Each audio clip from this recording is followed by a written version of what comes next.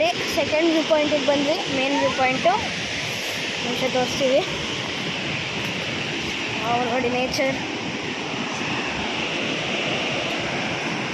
ಬಂದ್ವಿ. Full steep ಇದ್ದೀವಿ.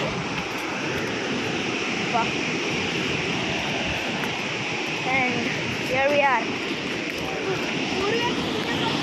3, 2, 1. ಕಾಣಿಸ್ತಾ ಇಲ್ಲ ಅನ್ಸುತ್ತೆ, ತುಂಬ ಫಾಗ್ ಇದೆ ನೋಡಿ.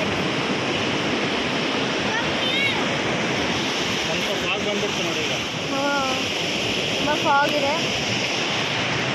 ಆದಷ್ಟು ಟ್ರೈ ಮಾಡ್ತಾ ಇದೀವಿ ಕವರ್ ಮಾಡೋಕ್ಕೆ. ಹಾಂ,